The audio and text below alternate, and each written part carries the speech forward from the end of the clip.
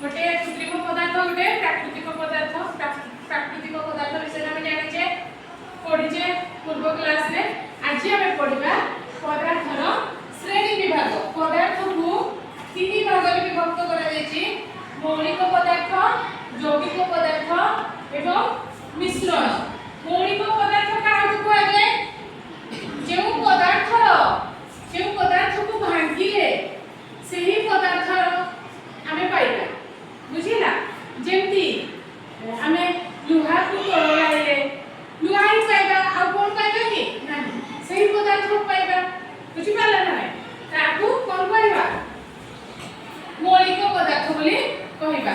मौलिक पदार्थ गोटे मात्र कणिका द्वारा गठित होइबा बुझिला।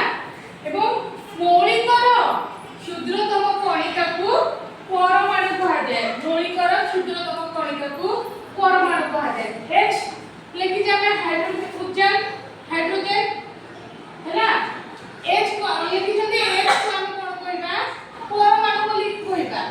जदी H2 हिला ये अणु हे जिवो हैला। एक बा एकाधिक मौलिक पदार्थ रे कोन यौगिक पदार्थ गठित। यौगिक पदार्थ जल अणु लुण NaCl लुण सोडियम क्लोराइड लुण एगुडी तो होचंती हमर हैला चून कैल्शियम कार्बोनेट हैला सेगुडी को एगुडी को हैला यौगिक पदार्थ। यौगिक पदार्थ एक बा एकाधिक मौलिक एवं यौगिक उभय मौलिक एवं यौगिक पदार्थ को लेके गठित। मिश्रण से समस्त मौलिक यौगिक या मौलिक यौगिक उभय मौलिक यौगिक पदार्थ द्वारा कोन हेता मिश्रण गठित। जेमति हम वायुमंडल वायु रे कोन बहुत गुडे अम्लजान अंगारकाम्ल जबक्षारजान उद्जान हीलियम ए सब अछि वायुमंडल रे। ता सहित धूलिकण भी अछि। ए सब होला मिश्रण बुझिला।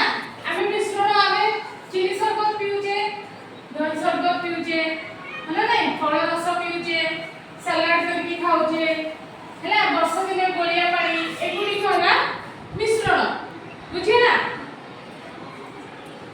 समस्त बुझिले हैला। मौलिक पदार्थ 118टी मौलिक पदार्थ अछि। तन्मध्यरु सेही मध्यरु 98टी होची कोन 98टी होची प्राकृतिक आ 20टी होची मनुष्यकृत मनुष्य तयारी करिछि। बुझि पाले ए चार्ट लेखा अछि समस्त देखि दबा बुझि पाले समस्त हैला।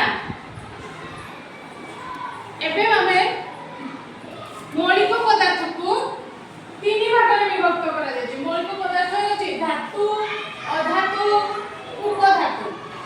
हमें धातु बोली काहको कहबा धातु पदार्थ हमें कहबे ना। धातु पदार्थ हमें तार धर्म अछि से कोन सुना गोटे धातु पदार्थ ताको माटी दिले से चकचक करे। रूपा एल्युमिनियम ए सब गुडी को दस्ता तंबा ए सब गुडी को धातव पदार्थ। कठिन धातव मैग्नीशियम ए सब होची कठिन धातव पदार्थ हैला। पारद होची ए देखिबो समस्त ये होची थर्मोमीटर भितरे कोन पारद थाए तरल अवस्था रे थाए तरल धातु